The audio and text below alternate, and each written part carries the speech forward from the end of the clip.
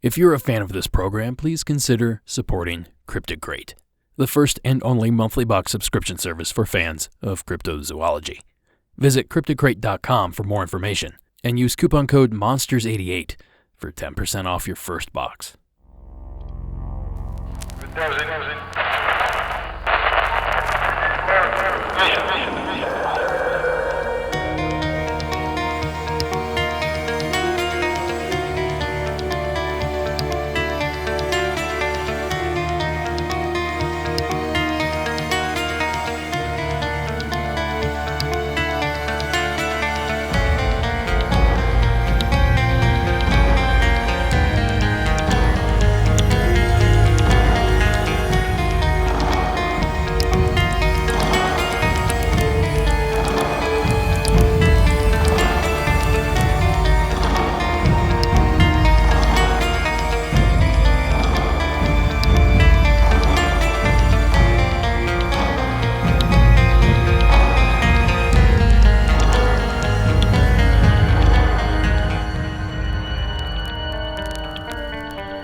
Good evening and welcome to Monsters Among Us.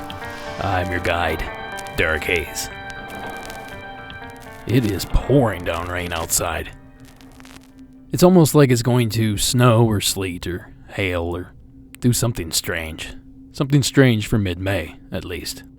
Now, I think I have an excellent show lined up for you guys this evening. And I say I think because, well, this is a grab bag episode.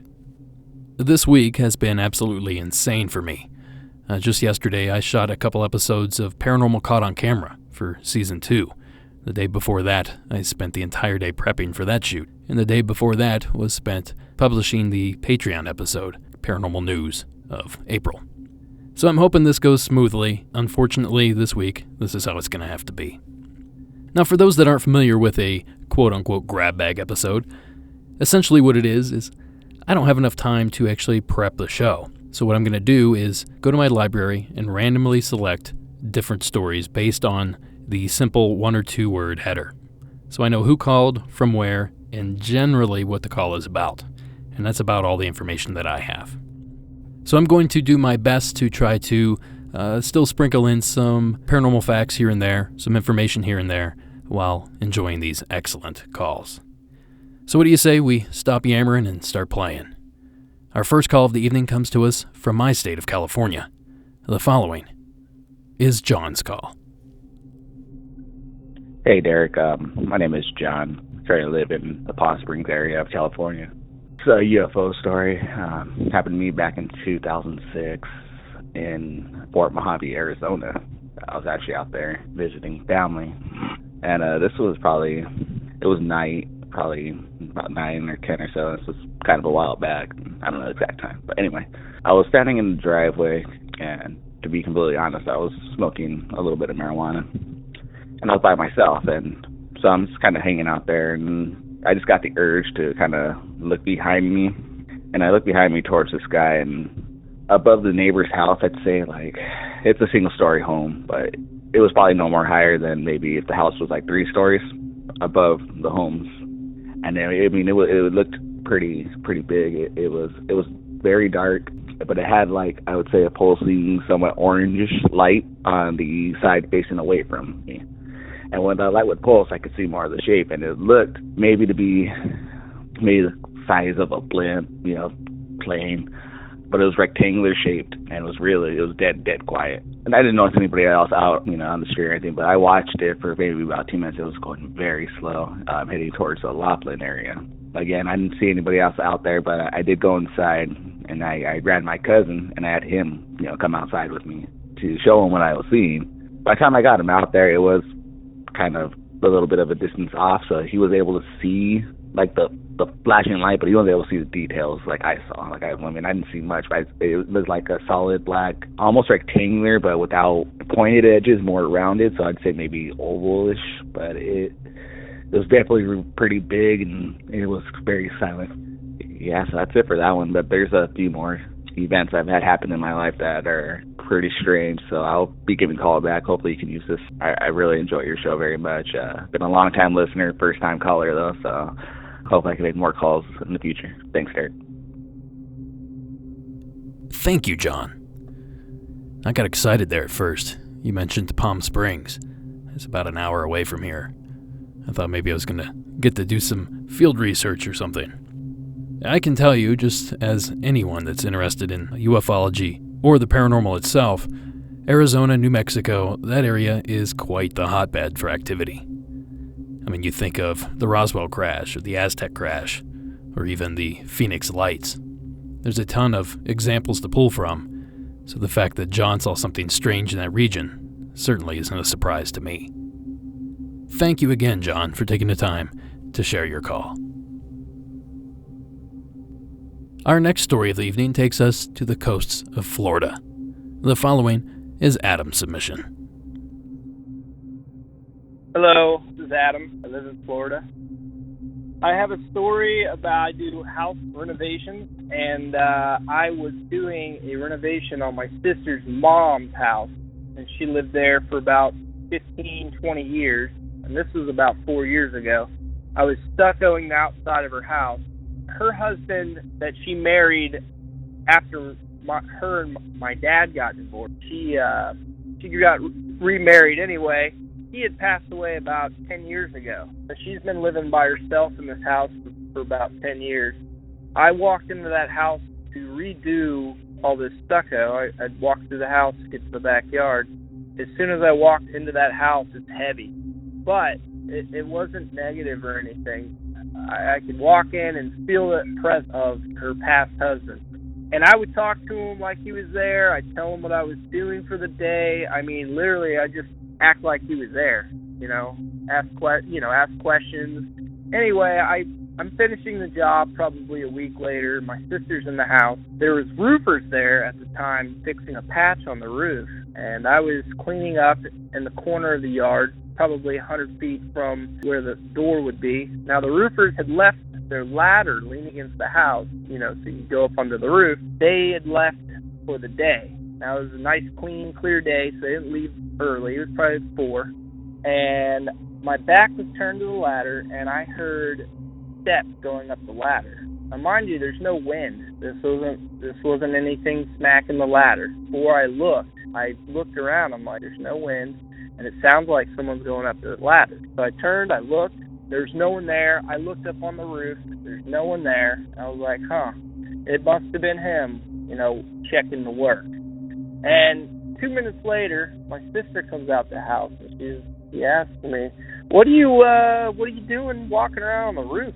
It sounds like you're stomping. And I said, I got it. It was your stepdad, and he kind of turned white on me, and I said, he's still here. But that's my story. I thought it was pretty cool. Thank you. Well, thank you, Adam. This actually reminds me a lot of what I was going through while I was building this new studio space. I may have touched on it a bit on the show. I kind of left a lot of it out because I felt a bit crazy based on the feelings and the emotions and thoughts that were going through my head. As I mentioned, or may have mentioned before, I basically built this space while Sarah was out of town, and I'd spend as many hours a day as I could. Sometimes I would be down here for 15, 16 hours working. And after a little while, I began to feel like I wasn't by myself. I almost felt like there was somebody here with me, but I couldn't figure out where they were, who they were, anything like that. And then I started getting ideas in my head, like, oh, do this or do that, or you're doing this wrong, or well, that looks good, or it'll look better if you try this. After a while, I sort of just adopted the energy, and I even associated a person with it. Now, when Sarah and I bought this cabin a few years ago, it was not falling down, but it certainly wasn't in great shape. It needed a lot of updating and some repairs made to it. But as we started, working on the house, we met our neighbors and started talking to everybody, and they would all tell me about this Irishman that owned not only our cabin, but several of the cabins in this little valley area, including several of my neighbors. Well, the story they told is that this gentleman would go around the mountain collecting scrap wood and old used nails and spend this afternoon hammering the nails flat to use essentially on my cabin. As charming as that sounds, it's also a bit disconcerting. I don't want old bent nails holding my roof on. But at any rate, the gentleman ended up passing away of some sort of cancer. I can't remember, maybe brain cancer. But when he died, they discovered that he was a multi-millionaire. And he was bending nails. So in a way, that story reminds me a bit of what Adam experienced. There was a spirit, a known energy there, and it almost seemed like they were there to help rather than to scare anyone away. Well, thank you for your story, Adam. That's definitely an interesting one. I think it's time we head to the woods. Our next call comes to us from Heather in parts unknown. Hi Derek, my name is Heather. I've been a listener for about a year now. Recently, when listening to your episodes, I haven't really been able to focus because I've had this one experience on my mind, and so I thought it might be time to put it out there. I've always had a lot of really strange experiences, and things kind of seem to be attracted to me or around me for some reason, but this is the first one that I really can remember happening. And I should probably preface this with the fact that this did happen in my childhood. It was the early 90s, and I was definitely no older than maybe 4 or 5 years old. But I was always a very serious child. I never had imaginary friends. I didn't see the point. You know, people would try to say that storks would bring babies to families, and I was just like, that physically does not make sense, because I really gravitated towards animals and learning everything that I could about both local and exotic wildlife, and as well as like prehistoric stuff, dinosaurs, all of that. Just clung to it, and that was my thing. And I was, even as a young child, very knowledgeable about the animal world and species and things like that. So I was at my father's house this weekend. My parents were divorced, and he was sharing this family home with his sister, and it was split up between top and bottom, and she had the top part of the house and he had the basement. My aunt was seeing this guy, and his daughters would, come over and babysit me from time to time. And so this particular weekend, one of them was there, and I don't know how old they were, probably no more than 11 or 12, significantly older than I was at the time, but definitely not an adult. So we decided, me and this girl, that we were going to go hang out in this tent that I had for some reason. I should probably say that this house that my father was sharing with my aunt, it was outside of town, off of a road, but it was one of those that had a driveway directed to the road. You sort of had to take a dirt path back into the woods, and then there would just be this house. And so woods surrounding the house, and from the back porch there was this stretch of dirt that kind of went on for maybe 100 or 200 feet, and then it just suddenly dropped off, and then the woods started, and it was like a physical ledge. It was pretty steep, so we never really went down there, and it wasn't something that we felt we could climb up or down. So I had this tent, and we put it at the edge of this dirt area, and so sort of at the ledge where the woods began. And we were in there, and we, took some board games and coloring books and whatever else, and we're just playing. And we'd had a mom cat that had just had kittens, and so we had her and her kittens in there with us and just doing our thing. My back was maybe a few inches away from one of the walls of the tent, and so the girl that was babysitting me, I noticed that she was looking at something above my shoulder. So I turned around, and I saw this curved claw thing poking into the top side of the tent. And we'd noticed before this happened that everything was very quiet. Didn't hear anything approach the tent, and you could approach it from 3 sides, but that 4th side was the ledge, and nothing could really easily climb up the side of that without hearing it. And no wind, all the birds were quiet, all of that, just one of those eerie things. And the claw thing happened. Even the mom cat was very afraid, and there was a definite sense of, instinctual fear that took over. So we watched it for, I don't know, probably just a few seconds, but, it always feels like much longer. And so it was poking into the tent, and then it just stopped and went away. Like, the only thing that I could really logically chalk it up to is maybe like a bird of prey hovering above the tent with a talon poking into it, but there was no sound, and it was just this singular one. It wasn't like several talons. So that was really strange, and we were very afraid. So we waited a few minutes and then gathered our stuff and ran out of the tent, and the mom cat was actually the first one of us that had exited the tent. She was very afraid and was looking around extremely nervous, so that of course made us nervous as well, and so we just sort of booked it to the house and ran in thinking, okay, maybe it's my dad playing a joke on us, we don't know. So we ran in and he was asleep in his bedroom. So we, ran in almost hysterical and told him what had happened, and he just thought it was kids being imaginative, making stories up, not being able to logically understand something like that, I guess. But I'm almost 30 now, and it has stuck with me this whole time, and so I still cannot figure out what it might be. I'm very familiar with local wildlife in that area, and nothing really makes sense to me that what it could be. And the best way that I could figure out to describe it was in the movie Jurassic Park. They have the velociraptor claw that was very large and curved quite a bit, and that is a lot like what it was.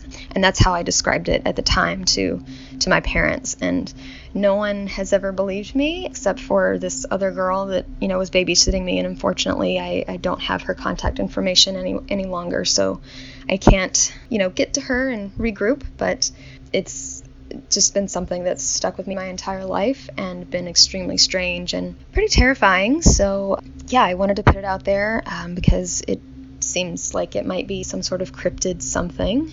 But yeah, I hope that maybe you or your listeners would have some insight or maybe another experience like this. But yeah, I would love to have some answers. So thanks.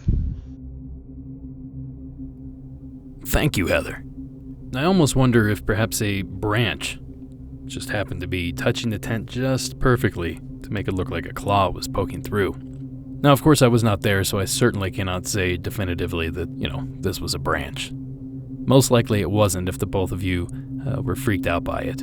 That seems to be something that you would be able to discern quite quickly. Outside of that, I honestly don't have any other ideas as to what this could have been. Maybe, as Heather said, there's a listener out there that's either experienced something like this or perhaps heard of something like this that may be able to shed some light on this subject. Thanks again, Heather, for taking the time to share. Our next story of the evening takes us back to the state of California. The following is Gabby's call. Hey Derek, my name is Gabby and I live in Whittier, California. So I'm calling in about something that happened pretty recently that I really haven't been able to explain away that easily. This happened around the week of December, maybe 17th to the 23rd, so it was really recent. I work a job where I get off pretty late at about midnight all the time. I only work maybe once or twice a week, so it's really not that bad and I don't mind it. But this particular night, we were closing up a little later, so I got off a little later. I was getting home probably at around 12:30, a little bit past there. My apartment complex, the way that it's set up, we have a security gate. And as I was approaching the security gate, getting ready to press the remote to let myself in, I looked up for some reason. I don't remember why. I think I was just looking at the cameras or something. But there are 3 buildings in my actual apartment, complex area. It's building A, B, and C. I live in the back one, building C, on the 3rd floor. And that's the one that we can see from the parking lot. As we're approaching, we can see the 3rd floor for all the buildings. So as I'm driving in, I look up to the 3rd floor window that's in building C, and I'm pulling in and I see an older man standing in the window, and he's definitely over 60. No way he's anywhere under 60. Like, he looked like an older gentleman, like stooped over, like a stereotypical older man. And he's standing at the window just kind of staring at my car. And it's just the most massive chill ever. And I'm looking at him, and I'm driving forward, and I'm trying to kind of crane my neck under like the window just to try and get a better look at him, just to make sure that he's actually there and that I'm not seeing things. And I keep driving. I'm driving towards my actual parking spot, and eventually, like, I have to turn a corner so I can get into the parking spot. And once I turn the corner and I turn back around, he's not there anymore. And I haven't really been able to explain what that was. If it was an actual older gentleman just kind of standing there past midnight, I still think that's equally as creepy as it being some kind of, I don't know, ghost or specter or whatever you want to call it. But if anybody has an explanation, I'd really appreciate it. Again, even though I was tired, I'm not the kind of person who sees things or has hallucinations, visual, audio, anything like that. I wasn't on any drugs. I wasn't drunk. I was completely sober. I was just getting home from work. And it was one of the most bizarre experiences ever. I've had a few different instances in my apartment. I just moved in here, kind of like that made me think that maybe it was haunted. I don't know. It's just a really creepy event that happened, and I just wanted to go ahead and share that. Maybe you have an explanation or somebody else has an explanation. So I love your podcast. And yeah, thank you. Bye. Thank you, Gabby. Now, as anyone in Southern California knows, there is a huge population of homeless individuals in this area. It's quite unfortunate. Now, I say that because this almost sounds like the behavior of a homeless person. When I lived in LA, I couldn't tell you the number of times I was startled to find somebody standing feet away from me that somehow I didn't notice. A lot of them have seemed to have made it their goal to stay undetected, and I can completely understand why they would want to do that. So perhaps in this instance, you simply came home and startled somebody that was looking for a place to sleep for the night. Now, just like Heather's call previously, I was not there, so this description may not fit whatsoever. But at least based on the description, this sounds like this may be a logical solution to an otherwise illogical problem. Thank you again, Gabby, for sharing your call. Our next submission of the evening comes to us from an anonymous source, but does come to us from my home state of Ohio. Here is that call. Hi, Derek. So I wanted to share a story about my childhood home. I'm from Dayton, Ohio. Our house was always really scary. You know, we had a lot of ghost stories. I have thousands and thousands of stories I could share.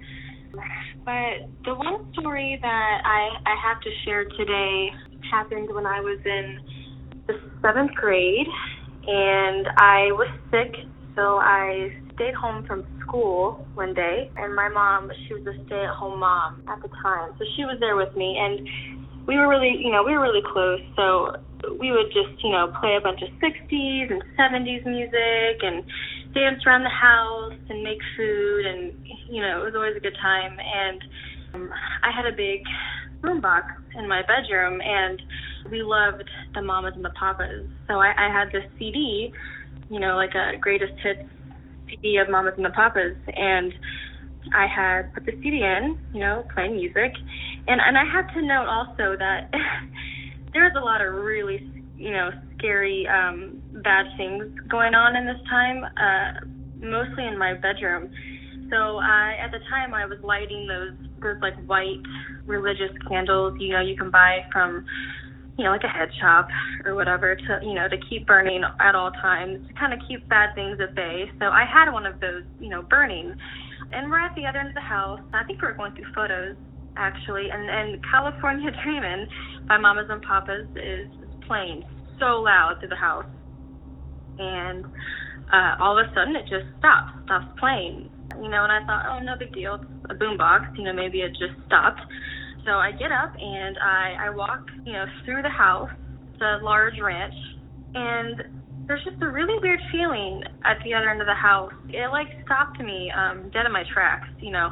I was really scared for some reason, and I yelled for my mom, Mom, can you come here and see if you can feel the same thing I do? And she did. She could tell that it was just creepy and eerily quiet. And we walk into my bedroom, and the Mamas and the Papas CD had been taken out of my boombox and was flipped upside down on one of those white candles, and there was a huge hole, burning, scorched into the CD that was and the flames were just getting bigger and bigger. And we panicked, obviously, super freaked out, got a glass of water, dumped it on the fire and put it out. But it was so scary. And I still have the CD to this day, from Memento. So that's one of the many stories that I have. I will definitely call back with more. Love your show. Thanks so much. Bye. Thank you, caller. Apparently, your spirit is not a Mamas and the Papas fan. It's kind of funny. Yesterday, while we were filming Paranormal Caught on Camera, we were talking about ghosts manipulating flames and causing fires, and I was struggling to find a few examples. Of course, the Sally House in Kansas was the first thing that popped into my head, but I would have loved to have had this story in my pocket. I wished I would have stumbled upon it earlier. I could have shared that with the crew. Thank you again, caller, for taking the time to share. Now, before I hit up the last couple stories of the evening, I have a few announcements I need to cover. Keep in mind I'm looking for hometown legend submissions, so if you're sitting on something great, give the hotline a call. And be sure to mention that it's a hometown legend early on in the call, so I can easily find it. And that goes for practically any paranormal story. If you have a story you would like to share, simply call the hotline at 1-888-608-NIGHT. That's 1-888-608-6444. Or you can hit up the website for more information. And speaking of that website, you can also buy merchandise there. And just here in the next week or so, I know I keep saying a week or so, but I'm getting around to it, I will have a new t-shirt design. And then soon I'll be reordering the Mirrored Men shirts. Now, a lot of people are wondering, why don't you just do TeePublic? Well, I've actually heard a lot of complaints about the quality of the shirts from TeePublic, and I actually own a few, and I could pretty much agree with their complaints. That, and I also heard that people don't really make a lot of money through TeePublic. So those two strikes pretty much set me out on my own. Now, unfortunately, that requires me to drop a lump sum on a bunch of t-shirts hoping that they'll sell. But I think the quality and the fact that it's me sending these out kind of makes all that worth it.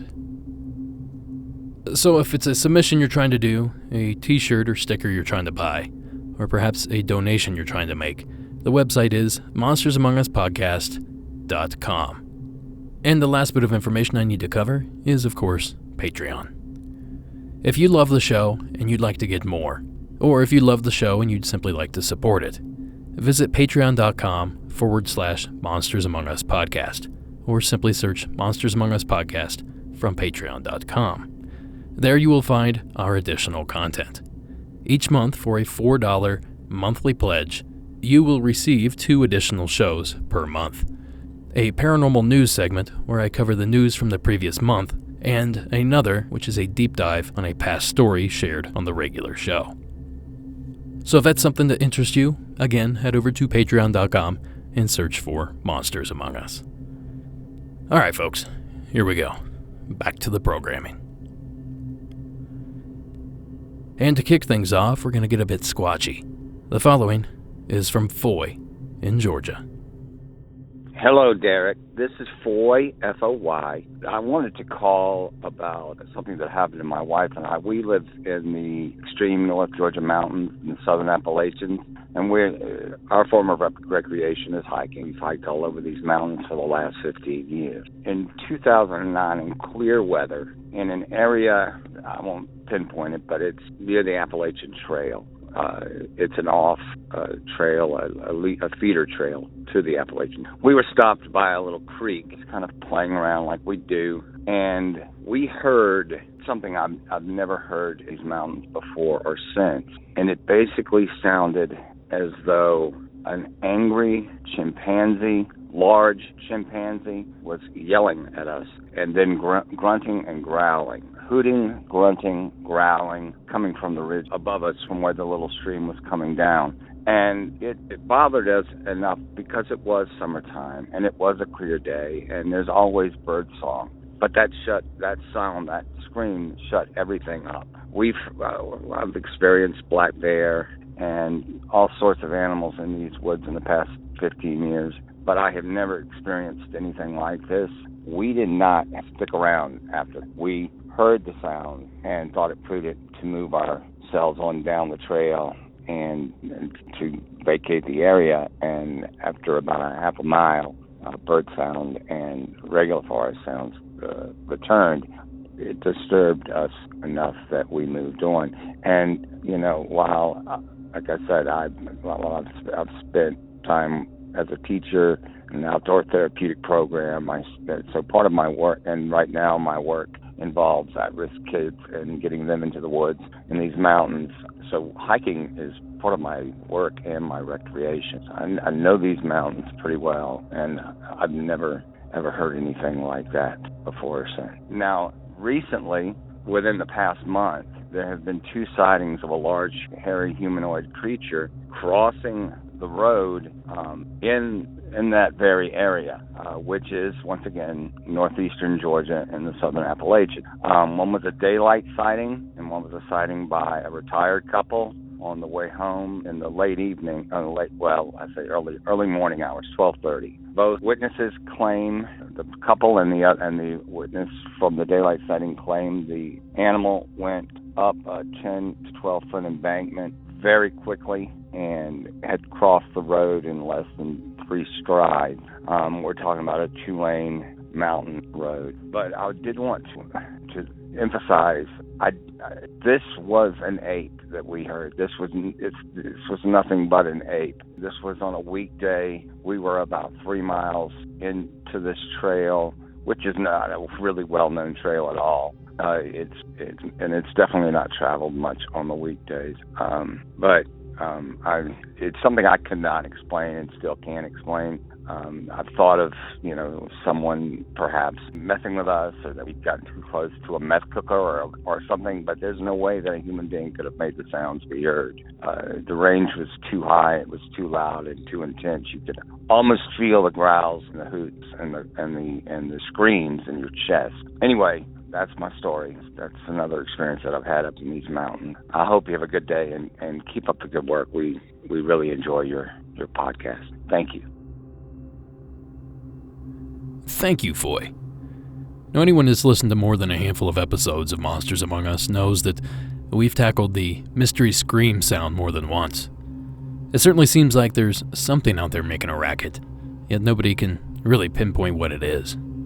Now, I'll be honest, this is one of the first experiences I've heard to come out of the state of Georgia, so that certainly makes this more interesting. But what Foy's story does remind me of is an experience told by Les Stroud of Survivor Man. Now, apparently he was in Alaska, I believe, shooting an episode when he heard what he described as a primate on the hillside, basically screaming at him. Now, he said it freaked him out so bad that he packed up his gear and moved to a new location. Now, I know I've played his clip on the show at some point or another, so I won't play it again, but if you Google Les Stroud Bigfoot Experience, I'm sure you can hear the story. Thank you again, Foy, for taking the time to share that call. Our next call of the evening takes us back to the state of Ohio. The following comes to us from an anonymous source. This took place in the Cleveland, Ohio area back in 2013. I was a year out of high school and started getting into ghost hunting with my friends. We started looking up everything in our area that we could trespass or break into to explore. Abandoned buildings, of course. We found the town of Tinker's Creek, Valley View, Cleveland. What had brought us there was an old barn that had been allegedly haunted. I guess as the story goes, the farmer had died and it drove his wife nuts, so she started cross-dressing. The town started talking about her and she eventually hung herself in the barn. Tinker's Creek in itself has lots of ghost stories, from settlers being built into the foundations of cobblestone bridges and so on. Well, I was with 2 other people, and when we reached the barn, it was too close to a main road to break in or go peek around. We did a couple Googles and found a cemetery called Terra Vista Cemetery. We found a crude, what looked like Windows paint, drawn map. The cemetery is located in the middle of a national or state park, I can't remember which exactly, but we followed up this hill using this map. The ground was brick, then asphalt, then back to woodsy grass kind of path. We went down over this huge hill, encountering this circle-shaped cemetery with maybe 20 grave tops. We could hear bugs and frogs and water in a nearby pond. We saw it on the paint-drawn map, but not in person.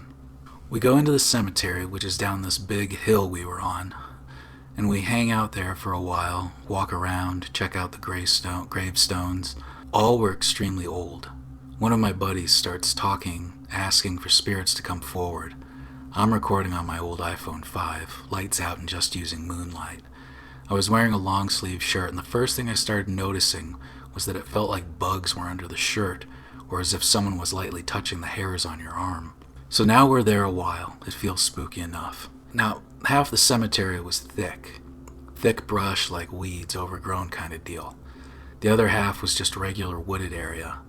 My one friend points to the thick brush and says, "Do you guys see that light?" I said back, "What light?" And he grabs me by my shoulders and moves me directly in front of him and points for me to look forward.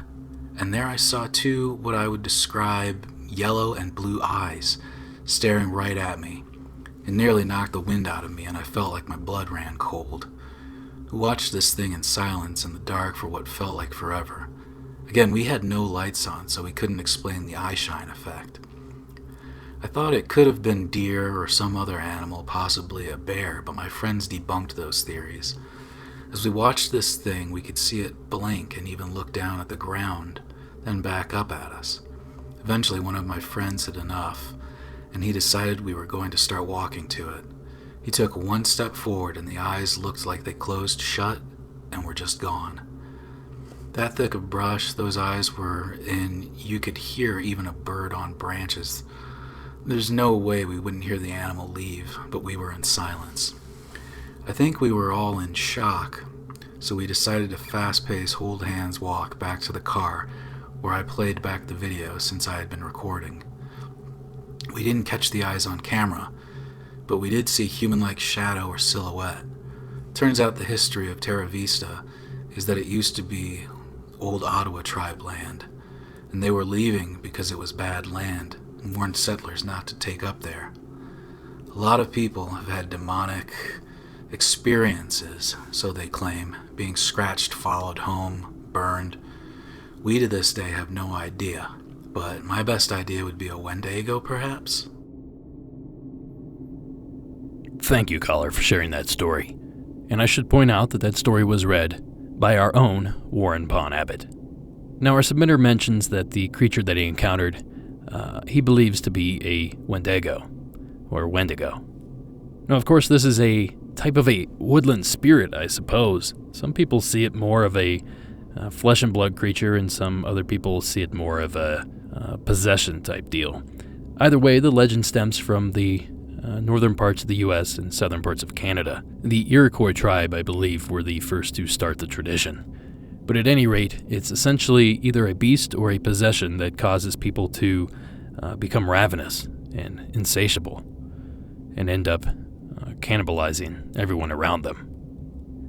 Now, a lot of people claim that the story was invented simply to curb cannibalism in the darkest days of winter, but yet still others claim that there's more truth to the legend. Now, I can't say for sure whether or not Ohio falls in that territory, but I do know that sections of Ohio, especially the Cleveland area, was at least visited by the Iroquois, so it's at least possible. Thank you again, caller, for taking the time to share, and thank you, Warren, for the excellent reading. And that leaves us with one short story remaining. The following comes to us from an anonymous source in the state of Florida. Hello. I recently discovered the podcast, and I just want to say I think it's awesome. I love the stories, and I don't know how I came across this, but it's probably one of my favorite podcasts to date, and I really hope it continues. So I figured I'd call in and add my story. This was back in the mid-90s. I say I was probably 10 or 12-ish. It happened in Florida, the Panhandle area, and that area is very flat. We'll just say that. So let me preface with saying this happened at my cousin's house, and across the street from her house was a large open field, and then further from that was trees. And the way her bedroom was set up is her window faced that field, so if you're in her room you would see the field. So my cousin and I were having a slumber party at her house. Her bedroom window had no curtain on it. It had like a see-through thing, so you could see directly out the window to the field. And at nighttime you're not going to see anything, obviously, because it's dark. So we're having a slumber party, and it's really late at night. We're watching a movie, just being 10-year-olds. Let me set up how her room is. You walk in, her bed's directly next to the door, and it's across from the window. So if you're laying in bed, you're going to see directly out the window. You have nothing's blocking your view out the window. And then her TV was next to the window. So if you're watching TV, you would be able to see out the window. So we're laying in bed, and all of a sudden we see this bright light across the street, a round light. And the light is not shining into her window. It's just a light over there, like a glowing light. And we both are like, whoa, what is that? And we watch it for a few minutes. It doesn't move. And we're thinking it's like a flashlight or something because we're 12. And all of a sudden, it starts getting bigger. And it just keeps getting bigger and bigger. And we're, just transfixed by this. And then all of a sudden, and it's not shining a beam or anything into the window like a spotlight would. It's just a glowing light over there in the field. So then all of a sudden, it just shoots across the field, across the road, like it's going to come into the window, and then it just goes up. So it shoots across the field, and then right before it hits the house, it shoots up in the air, I guess. And I'm getting goosebumps just talking about this. So we obviously are 12, 10, we freak out, scream, and run into her parents' room. I can't remember what happened after that, but that was the one thing, the first UFO unexplained thing that happened to me, and probably what set it off for me as a kid and as a teenager. I actually moved to Gulf Breeze as an adult and saw lots of different types of lights and things over there. And if you're familiar with Gulf Breeze, the famous incident there is the Gulf Breeze UFO. I never saw like a UFO ship there, but I saw lights and things. And I contribute that to the Air Force base that's there. But still, the area is known for kind of weird UFO stuff. Anyway, that's my story. It's kind of short, but it's strange. And it's something that I always tell everybody. If they say they have a UFO story, I say I have one that's really crazy. And most people kind of get like, whoa, that's crazy. Anyway, thanks again for the podcast. I hope to hear more episodes. Keep up the good work. Thanks. Bye. Thank you, caller. And thank you for the kind words. Now, when you said Gulf Breeze, Florida, my ears certainly perked up. I instantly thought about the Unsolved Mysteries episode about the subject, and my childhood come flying back to me. There was something about those very vivid and very detailed images that came out of Gulf Breeze in the 90s. It was almost as if it was E.T. or Close Encounters of the Third Kind. Since these photographs came out, the Gulf Breeze photos as they're often referred to, many people have claimed them to be hoaxes, and that it was an outright elaborate hoax. And I certainly can't speak to that. I haven't done any research myself, but as detailed as those are, it's one thing or the other. It's either a hoax or it's an alien spaceship. Thank you again, caller, for sharing your story. And that's going to do it for this episode. Monsters Among Us is written and produced by me, Derek Hayes. Additional support is provided by Addie Lloyd, Warren Pon Abbott, and Tony Bell. Music for this episode was provided by Coag Music. Thank you all for listening, and until next week.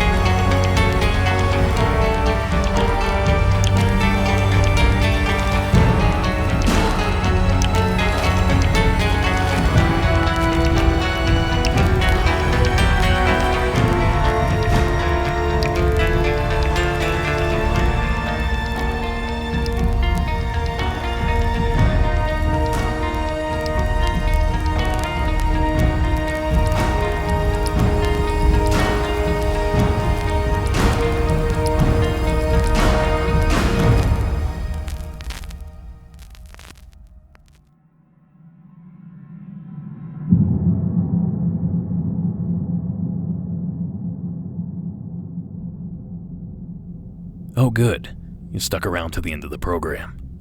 Well, tonight I have a written submission by Taylor in Canada. When I was around 10 years old, my mother took me and my best friend at the time to this furniture shop in downtown Toronto that sold antiques. As a child, old-fashioned things really intrigued me, so that actually was an exciting thing for me to go and check out. On the way to the store, my mom told us how, when she was younger, she remembered the building being a bakery, and then it was sold and used as an quote-unquote adults lounge for many years before it was changed into a furniture store in the early 2000s. We got there and everything was beautiful, old and antique. It was very dusty and almost empty inside. We ventured up this grand staircase to the second floor that was surprisingly very nice. The stairway was so wide you could probably have fit 10 people standing side by side going up them.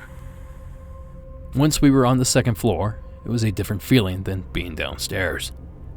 Looking back at it now, it seemed like we were entering a different universe for a moment. Everything felt still and weirdly quiet. Even the structural layout of the top floor was just odd. There was a long hallway, and at the end of the hallway there was a small room, barely filled with any furniture whatsoever. It was almost weird that this room was even open to the public. I remember standing in the doorframe and instantly feeling fear take over my entire body. I had never felt such a gigantic shift in energy before at this stage of my life, and all I kept thinking was how scared I felt. My friend interrupted my thoughts by opening a bag of Skittles she had, and immediately a few pieces dropped onto the floor and began rolling across the room toward an old thick velvet curtain covering the back wall. You could tell that there was not a solid wall behind this curtain, but you couldn't tell what was behind there either. Immediately, my mom says to us, "Pick that up, you guys can't leave candy in the store." And my friend and I gave each other a really similar look, a look of fear. My friend hesitantly walked across the room, and I remember being so anxious watching her walk toward this curtain. It felt like I was almost waiting for something or someone to jump out at her. By the time she walked back over to me, I told my mom that I was feeling really scared and kept asking her to go to the lady at the front desk. My mom really did not want to ask the lady anything because she thought I was being overly dramatic. I ended up convincing her based on my emotional reaction to that room. My mom asked the lady if she had heard anything odd happening in that upstairs room, and the woman's response was, "Oh, so you've met Charlie." She then went on to tell us that multiple children have thrown up in that room over the years, and that it's only children who ever feel anything off in that space. She did say, though, that when they're closing at night, there's a constant movement coming from that area of the building. She even said that 2 years ago they did a carbon dioxide test in there, thinking that is why some of the people were getting sick. The staff have nicknamed the ghost Charlie based off of the original owner of that building. She had also theorized that Charlie was the reason for so many businesses to come and go throughout the years. My friend and I never spoke about that moment again, and I have unfortunately lost touch with her. She was very quiet during that whole experience, which leads me to believe that she felt it too. I remember the look we gave each other, and I know what we felt was real. It's a very weird experience, but honestly the beginning of me being into all supernatural stories and paranormal experiences. I still feel like I have a very strong intuition 12 years later, and I've had a lot of things come true that I felt was going to happen. But still to this day, I haven't felt an overwhelming amount of fear instantaneously walking into a space like I did that day. Very happy to have come across this podcast. Hopefully my story is interesting enough to read. Well, Taylor, I thought it was.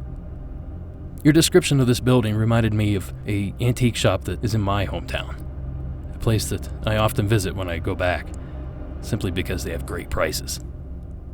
Unfortunately, however, I've never experienced anything paranormal in that building. But your story does remind me of my late grandmother. She used to claim her house was haunted, and the experiences I've had in that home, I 100% agree with her. But she would always call the ghost Charlie.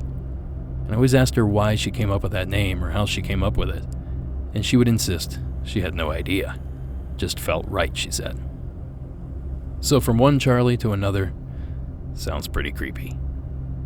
Thank you again, Taylor, for submitting your story, and thank you for sticking around to the end of the program. Have a good night.